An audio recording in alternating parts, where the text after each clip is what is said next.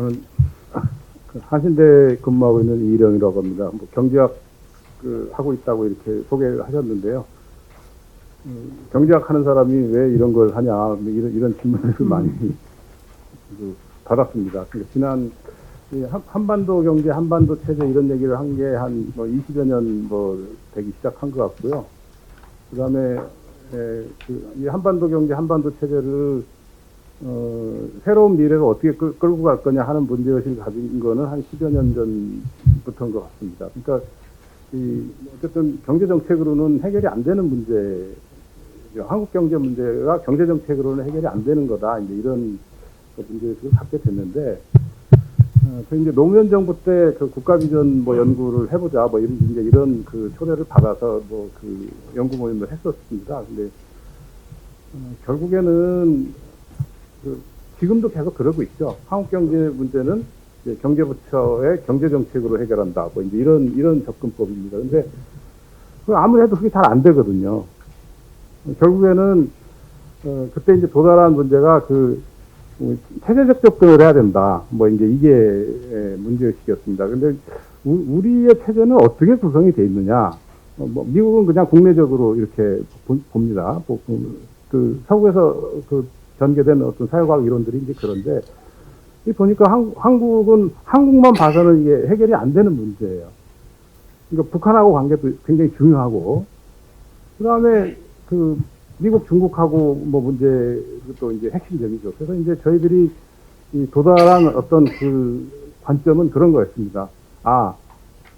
세 개 정도의 체제층위가 있다. 근데 이것이 한 덩어리로 움직인다.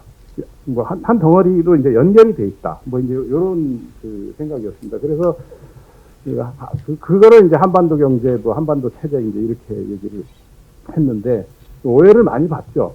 이제 분단 체제, 한반도 경제 이렇게 얘기를 하면, 지금도 그렇게 얘기를 합니다. 가장 박현채 선생이나 백낙천 선생이 가장 비판했던 게 그렇게 하지 말자라는 건데, NL이냐, PD냐 이렇게 물어봅니다. 그러니까 기본적으로 하나의 체제로 보자라는 것은 기본적인 관점은 세계체제 관점이다. 이 세계적 규정성을 우리가 염두에 두면서 국내 문제를 풀어가야 된다. 이제 이런 게 하나의 이제 문제의식이다 이렇게 생각을 하고요. 그 다음에는 이제 그래서 한반도 체제, 한반도 경제는 삼중의 체제다. 그것이 한 덩어리로 연결이 되어 있다라는 거고. 저희가 이제 가지고 있는 생각은 2010년대에 들어오면서부터 이 세계체제로서의 한반도 체제가, 카오스 상태에 들어갔다. 이제 이런 생각을 하게 됐습니다. 그 생각을 하게 된 거는 2010년대 이제 중반부터인데, 왜냐면 국내적 지표가 확연하게 변화가 옵니다. 그리고 이제 지나놓고 생각해 보니까 이제 국내 정치에서도 일종의 이제 박근혜 정부 때부터 연성 쿠데타 국면으로 이제 들어가는 것들이 이제 관찰이 되고, 그게 이제 급기야는 이제 탄핵으로 이제 연결이 된 거죠. 근데 당시를 돌이켜 보면 탄핵을 하고 나서 그 다음에 대선 국면 하고 나서 새 정부 출범, 대체로 시민사회에서도 그렇고 대부분 그렇게 세 개의 국면으로 나눠서 봤던 것 같습니다. 근데 돌이켜 생각해 보니까 세계층의 체제가 한 덩어리인 것처럼 이 국면도 한 덩어리라는 생각이 듭니다. 이게 서로 구분하기가 매우 어렵다는 생각이 들어요. 다 연결이 돼 있는. 그래서 2010년대 정도부터 되면 국내의 성장 모델이 잘 작동을 안 하기 시작. 여러 가지 말하자면 불평등과 어떤 균열의 문제들이 이제 발생을 하게 되는 거죠. 이제 정치적으로도 그거 해결이 안 되는, 그러니까 정치적 균형이 이제 무너져가는 이제 그런 상황이고, 헌정이 잘 작동을 안 하는 그런 이제 징후들이 나타나는 거죠. 그 징후가 계엄이고 탄핵이고 이제 이런 거라고 이제 생각을 하게 됐습니다.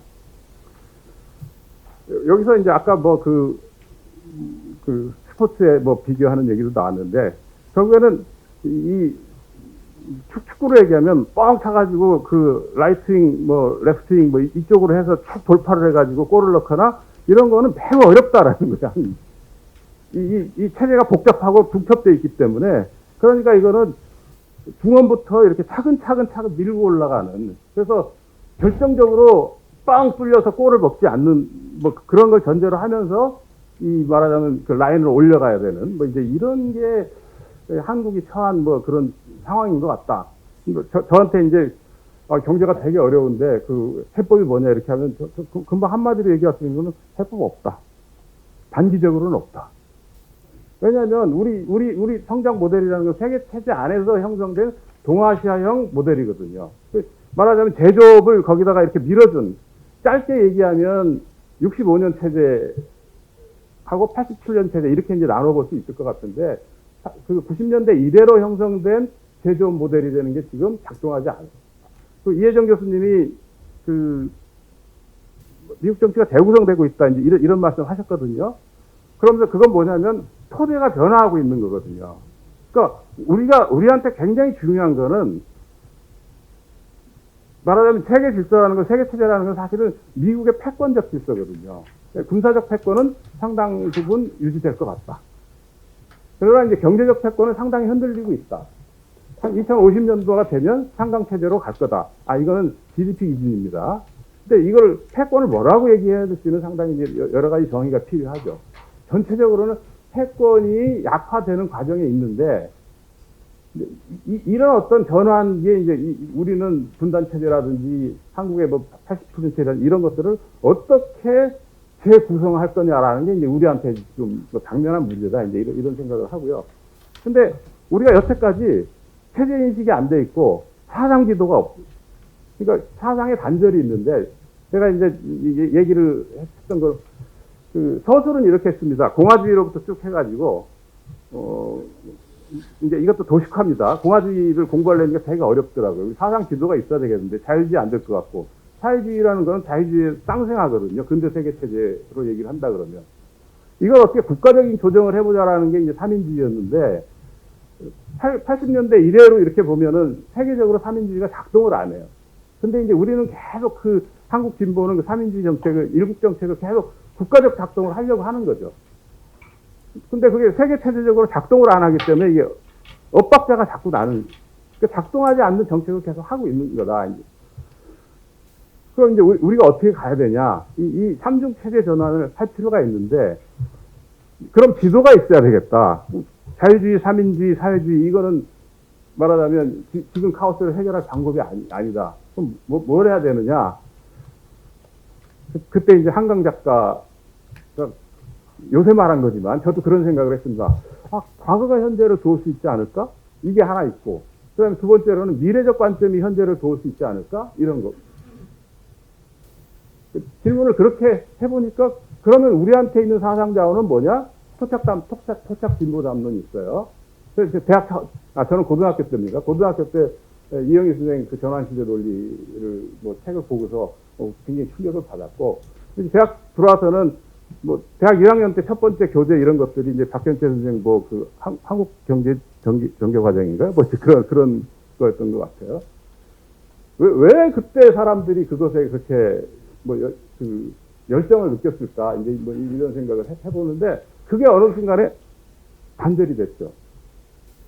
예, 5분 남았습니다. 제가 이 텍스트를 갖고 할 지금 시간이 너무 없어갖고, 그 단절이 이제 70년대, 80년대 읽었던 텍스트로 형성된 사상이 단절이 됐어요.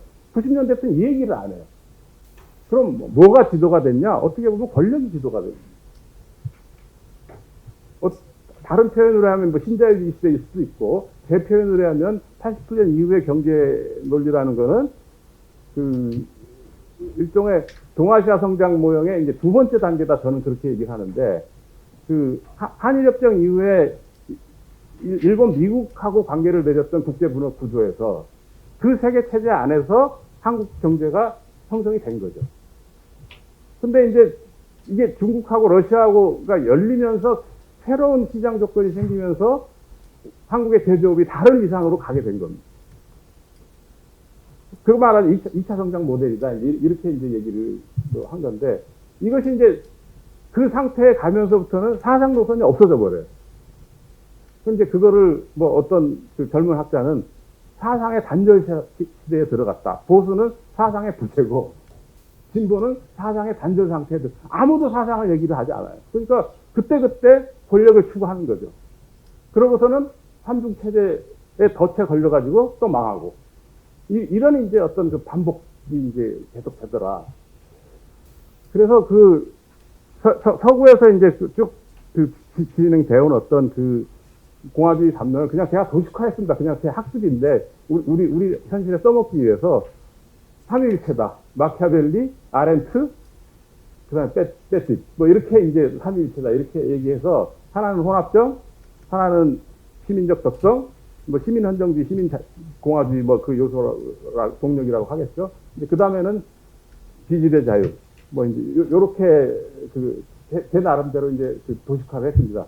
여기까지가 공화주의, 신공화주의의 흐름이다 이렇게 했고, 제가 이제 여기서 새 공화주의다 이렇게 얘기를 한 거는 요거를 한국적 한반도적 상황과 결합시켜야 된다라는 그 문제의식에서 이제 더 새롭게 가자, 더 미래적으로 가자, 더 말하자면 서착적으로 가자 이렇게 얘기를 했습니다. 이제 거기다 쓸 때 어쨌든 뭘 긁어와야 되니까 하나 이제 글로벌 공화주의라는 게 뭐가 있을까? 그래서 뭐 그 패티 듀드니 그다음에 코스모폴리턴 이런 새 흐름이 있는데 비교적 우리 흐름에 결합시킬 수 있는 거는 처음에 이제 아메리카 연방을 저는 이제 동아시아 연방이라는 거 상당히 이제 그 염두에 두고 있는 건데 이 미래적 관점입니다. 거기다 쓰려 그러면 그런 글로벌 공화주의 담론을 갖다 좀 써보면 어떨까 이런 생각을 했고요. 그 다음에 이제 국가를 넘어서는 프로그램이 필요하다 이런 생각이 말하는 내포화를 하는 게 필요한데 역시 지역 문제다. 이게 이제 노무현 정부 때는 이 담론을 적극적으로 제기를 했는데 시기가 많이 지나기도 했죠. 수도권 중심성이 너무 강화돼서 지금이야말로 사실은 강력한 지역 연방제를 경제적으로 부상을 해야 되는 시기다. 근데 문재인 정부 때 그걸 하나도 안 했어요. 그래서 여기서도 완전히 단절이 이제 뭐 이제 좀 있는 상황이다. 요거는 조금 더 연구를 해야 될 부분이고 진종훈 교수님이 뭐 많이 보완을 해주셔서 이제 그래서 넘어가도록 하겠습니다. 그 다음에 이제 뭐 경제공화주의는 크게 두 가지 흐름으로 뭐 파악을 했었는데요.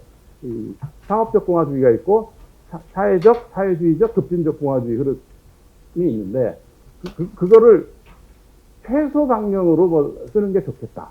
이거를 최대한 밀고 가는 거는 쉽지가 않다. 뭐 이제 뭐 요런 말씀을 좀 드리기로 하겠습니다. 최근 어쨌든 그게 이영희 선생 걸 그 담론을 재해석을 해본다 그러면 사상의 중간지대를 개척하자라는 걸로 저는 해석을 했고요. 그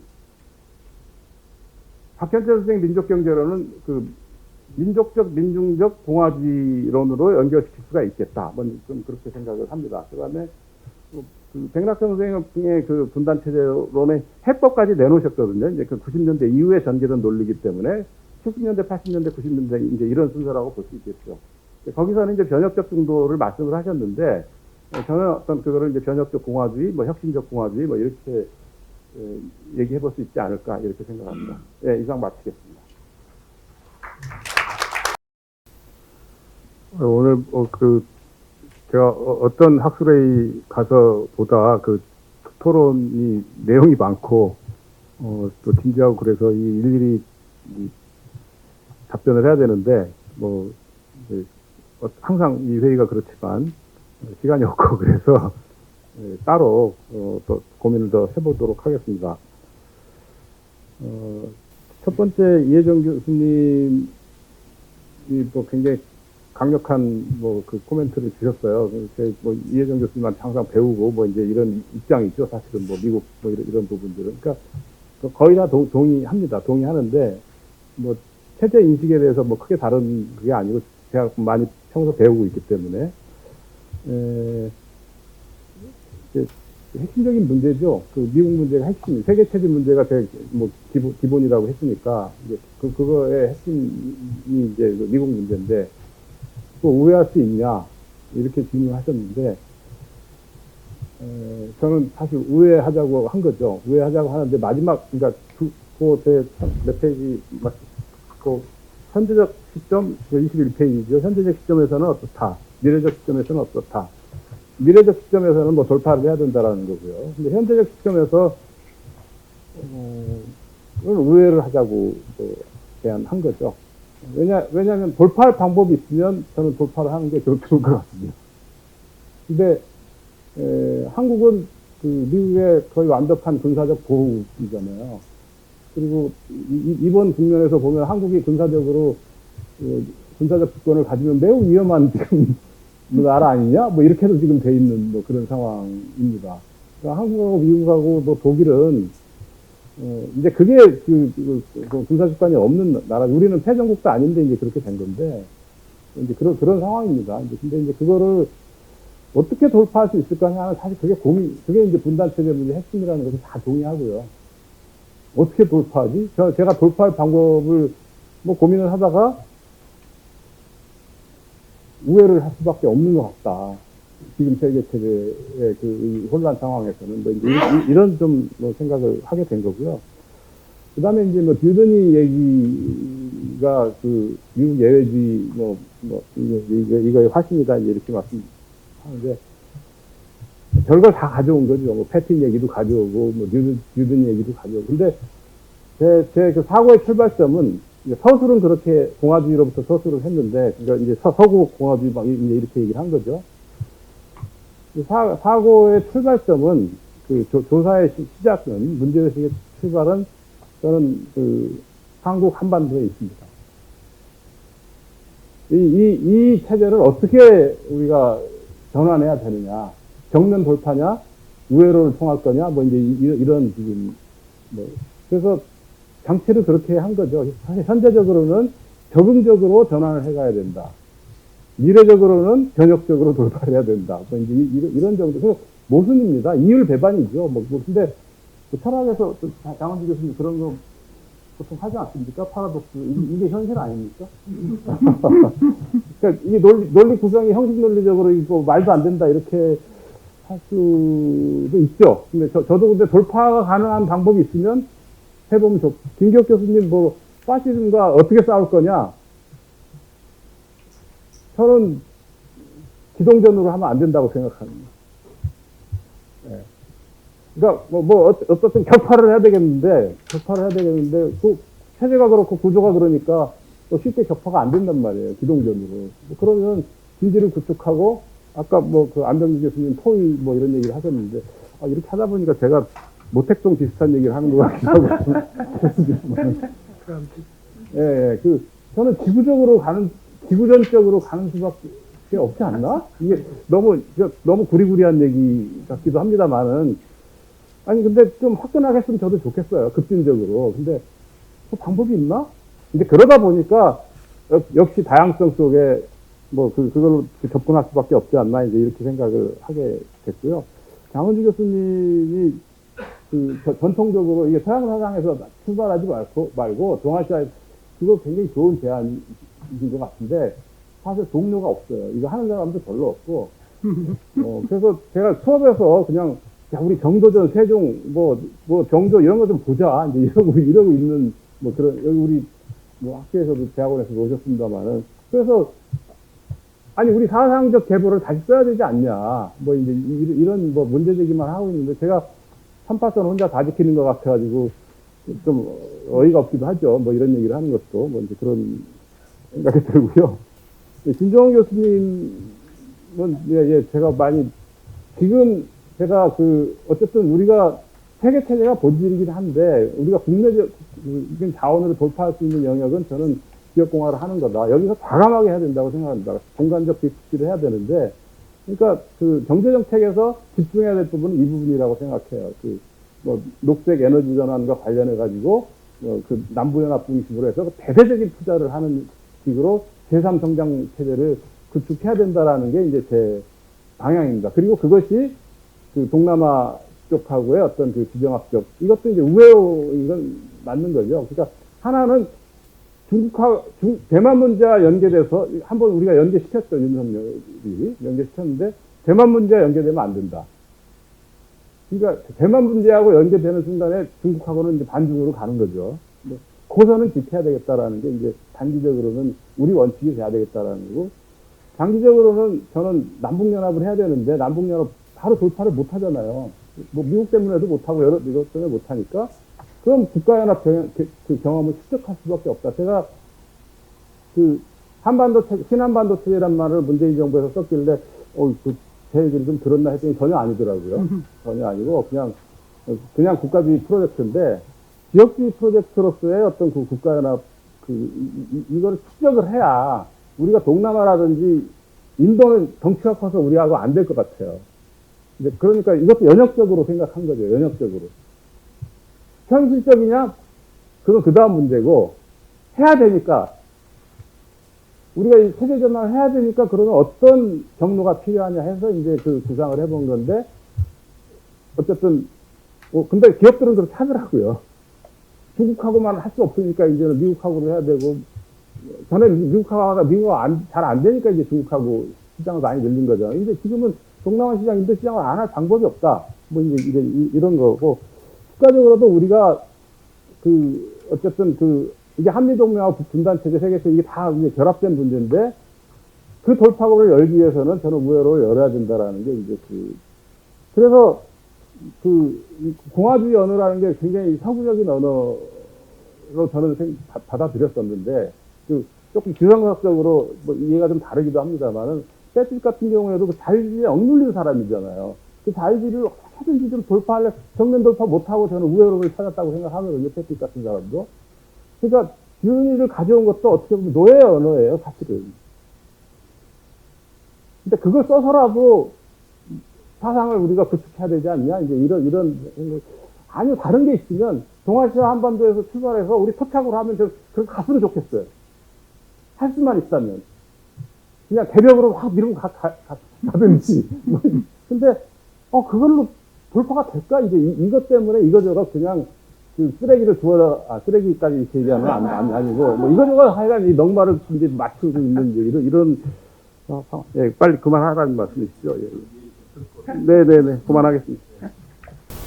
마무리 좀 하겠습니다. 아까 질문이 지금 왜 공화주의냐, 뭐 이걸로 좀 마무리 해달라 이렇게 말씀드렸는데, 청구석에서 나온 얘기까지 종합을 해보면, 지금 보면은, 그러니까 국민이나 이제 또 보수 쪽에서는 뭐 자유주의, 자유방 얘기하잖아요, 자유. 근데 이 자유주의라는 게 어떻게 보면 국가주의고 반공주의, 이게 자유반공주의인 것 같고, 역사적으로 보면 이게 전혀 없는 건 아니고, 거의 대한민국 건국에서 그 우익 반공들이 한 역할들이 있거든요. 그리고 그 안에서 어떤 박정희 모델로 넘어가면서 박정희하고 이제 또 투쟁한 자유당이나 그 공화당하고 이제 민주당하고 투쟁한 그 우익 반공들의 역할이 있고, 그게 그 민주화의 전통의 일부를 구성하고 있다고 생각합니다.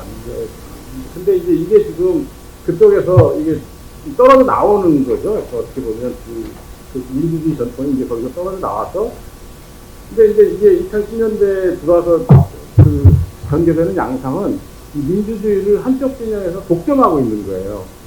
그래가지고 젊은 세대들이 저는 뭐 일베라고 했다가 수긍을 안 하더라고요. 저게 일베적 용어다 이렇게. 그 친구들은 민주화라는 용어를 우리하고 되게 다른 맥락에서 쓰더라고요. 그러니까 이 자유반공주의하고 민주당 민주주의하고가 이게 굉장히 전체주의적으로 해석이 되고 있는 것 같아요. 근데 그게 지금 어떤 사회가 무너지고 파편화되면서 진행되고 있는 이제, 그래서 아까 이해정 교수님이 토론문에서 이 적당한 브랜딩이냐 저는 잘 모르겠어요. 그게 이 얘기를 하면 뭐 현장의 분들이나 뭐 구정 정치인들이나 얘기를 해보면 당신 얘기는 맨날 어렵고 무슨 얘기 하나도 모르겠고 막 이렇게 해서 얘기하거든요. 뭐 이거저거 가져다가 막 얼기설기 했는데 잘 납득이 되냐? 선동력이 없다는 거죠. 그런 것 같기도 합니다. 그런 것 같기도 한데, 근데 결국에는 이것들을 우리가 어떤 담론으로 만들어내서 이제 그것들을 갖고서 사람들을 모아내는 거예요. 태초에 구조가 있고 물질이 있고 뭐 지구가 있고 우주가 생겼고, 그렇지만 또 한편에서는 태초에 말씀이 있고 사상이 있고 뭐 그런 거 있거든요. 뭐 그래서 인간을 모아내는 거잖아요. 그래서 그런 것들을 해나가는 과정인데, 공화주의는 두 가지 요소를 다 포함하고 있다고 생각이 들어요. 하나는 제도고, 하나는 과정과 주체예요. 하나는 스태틱한 거고, 하나는 다이내믹한 이것들이 결합될 수밖에 없다, 이제 이렇게 생각. 경제적으로만 말씀드리면, 제가 이 텍스트에 썼는지 안 썼는지 모르겠는데, 경제적 공화주의에 이제 일부러 좀 뒤로 뺐는데, 마지막 그 형태는 다양하고 혼합적인 경제 형태, 그리고 자유로운 시민들의 조직, 생산 조직, 뭐 저는 이거라고 생각합니다. 그게 이제 공화의 경제적 내용의 핵심이다. 저는 뭐 그렇게 생각하고, 그리고 그것들을 만들어 나가는 거는 한편에서는 제도로 가둬야 되잖아요. 그 공고화해야 되는 거고, 한편에서는 과정이고 주체를 만들어가는 이 과정이 이제 진행이 돼야 되겠죠. 그렇게 생각하고 있습니다.